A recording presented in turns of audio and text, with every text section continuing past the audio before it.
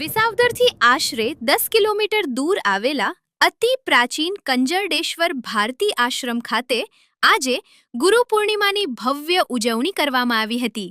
કંજરડેશ્વર આશ્રમમાં કંજરડેશ્વર મહાદેવદેવ મંદિર ઉપરાંત મહાકાળી માતાજી, પવનસુત હનુમાનજી મહારાજ અને બ્રહ્મલીન વિઠ્ઠલ ભારતી બાપુની સમાધિ મંદિર આવેલું છે.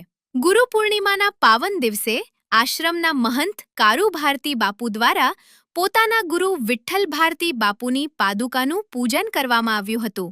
ત્યારબાદ કારુ ભારતી બાપુના શિષ્યગણ દ્વારા પણ ગુરુ કારુ ભારતી બાપુનું પૂજન કરવામાં આવ્યું હતું.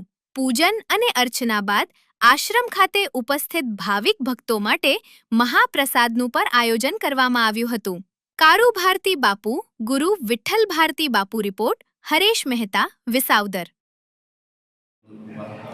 આજે ગુરુ પૂર્ણિમા એટલે ભગવાન વેદવ્યાસ ભગવાનનો જન્મદિવસ અને ખરી રીતે ગણવામાં વેદ પૂર્ણિમા ગણવામાં ભગવાનનો જન્મદિવસ હોવાથી અને આજે ગુરુ છે એ શિષ્યને અંધકારમાંથી પ્રકાશિત કરીને બહાર લાવીને પોતાનો આત્મ સાક્ષાત્કાર કરાવે અને પ્રભુ પ્રત્યે અને અંતરમય આત્મારૂપી ઉજાગર કરે અને શિષ્ય અને ગુરુ એક મા અને દીકરાનો જેવો નાતો હોય એવો ગુરુ શિષ્યનો નાતો હોય છે.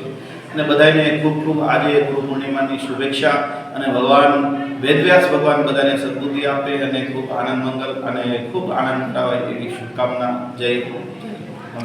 આજે બાપુ આશ્રમ છે કેટલા વર્ષ પુરાણિક છે? આજે આશ્રમ છે અમારે ગોંડલ સ્ટેટનો છે, 750 વર્ષ જૂનો છે અને 1774 પહેલાં આ ગામનો એક ટીંબો હતો અને 1774 પહેલાં ગામનો ટીંબામાંથી ઉજળ કરીને એક સસ્ય મહાલય બનાવ્યો એટલે 750 વર્ષ જૂનો ઘર.